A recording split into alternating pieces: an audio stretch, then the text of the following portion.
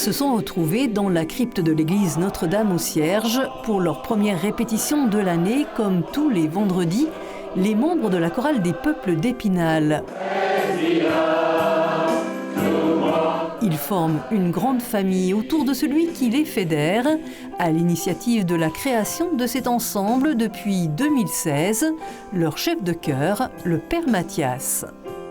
L'origine, c'est que je suis chef de chœur depuis très très longtemps, depuis la Côte d'Ivoire. Et quand je suis arrivé dans les Vosges, j'avais l'envie de monter quelque chose, une chorale, un peu style gospel. Et puis, la chorale est née. Elle est née là. Le nom Chorale des Peuples parce que l'idée c'était de rassembler plusieurs personnes, enfin que chacun trouve sa place.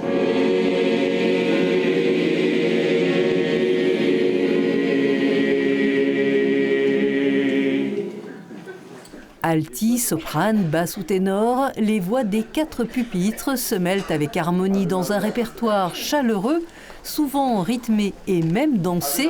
Il y a les chants sacrés qui font écho à la vocation chrétienne de la chorale, mais aussi des chants profanes et des chants du monde, en particulier de Côte d'Ivoire, le pays du Père Mathias.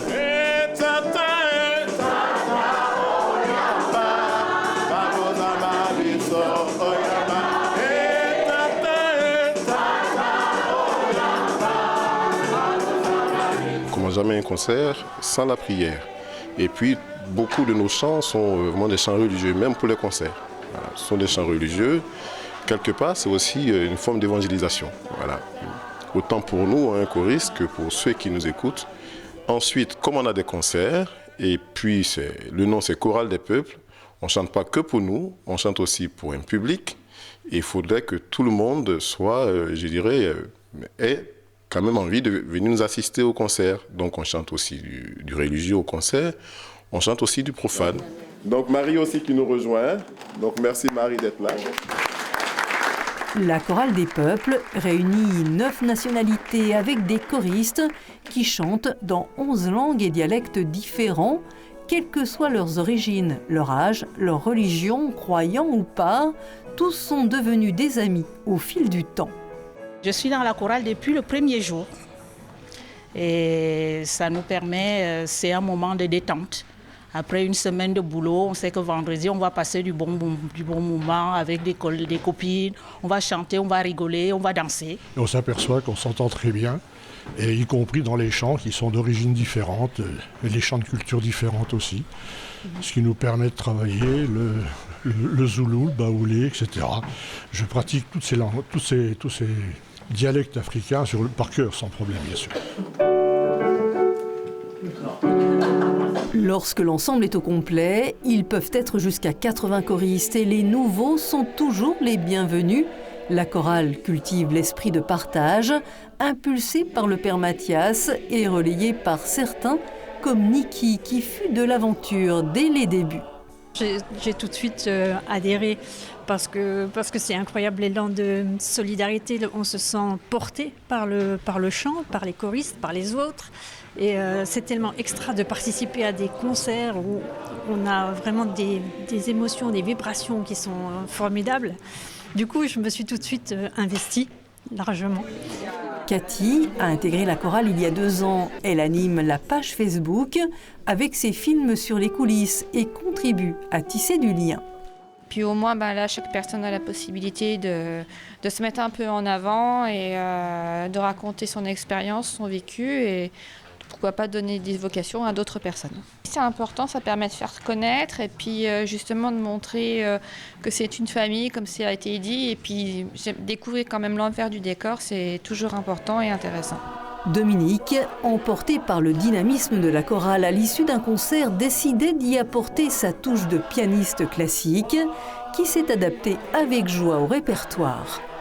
Heureusement, j'ai, avec mes années d'études, fait du jazz. Et ça m'a bien aidé justement à pouvoir aborder la musique africaine. C'est très particulier et c'est surtout oral. Donc il faut ressentir la musique et c'est complètement différent de la musique classique où tout est écrit, on doit suivre une partition. Là, on a juste quelques informations et puis on se débrouille. Lors de cette soirée, tous avaient revêtu un habit traditionnel de Côte d'Ivoire. pays où la chorale allait concrétiser en 2020 un projet dans le diocèse de Grand Bassam du Père Mathias. Quand on est allé, ils étaient chez l'habitant. Ils n'étaient pas dans des hôtels ni dans des centres, mais vraiment chez l'habitant. Ensuite, accueillis par le diocèse. Et sur place, on a intégré certaines personnes à la chorale. Donc on leur a envoyé le répertoire, ils ont répété sur place. Ils se sont joints à nous pour les concerts. Et sur place aussi, on a eu d'autres chorales pour ces concerts-là.